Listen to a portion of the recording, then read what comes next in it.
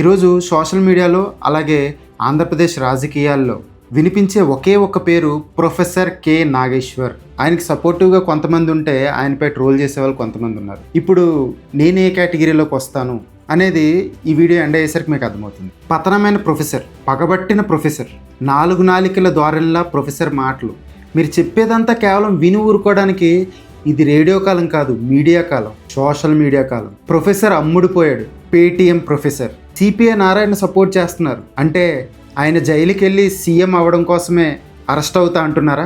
పులిహార నాగేశ్వరరావు, పప్పులో కాలేసిన ప్రొఫెసర్. ఇలా కొన్ని వందల వీడియోలు ప్రొఫెసర్ నాగేశ్వర్ మీద ఎందుకు చేస్తున్నారు? ఆయన ఎవరు అనుకుని చేస్తున్నారు? ఎటువంటి క్రెడిబిలిటీ లేని రాజకీయ కార్యకర్త అనుకుంటున్నారా? ఆయన ఎవరో చెప్తాను వినండి.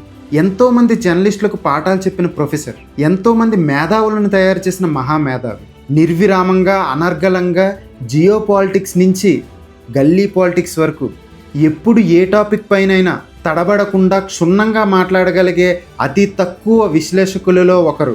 ఎన్నో మీడియా ఛానళ్ళ ప్రారంభ దశలో జర్నలిస్టులను ట్రైన్ చేసిన వ్యక్తి, ఐపీఎస్లకు రాజ్యాంగం బోధించిన వ్యక్తి, టీడీపీ లాంటి పార్టీల ఎమ్మెల్యేలకు రాజ్యాంగ హక్కులు బాధ్యతల గురించి బోధించిన వ్యక్తి.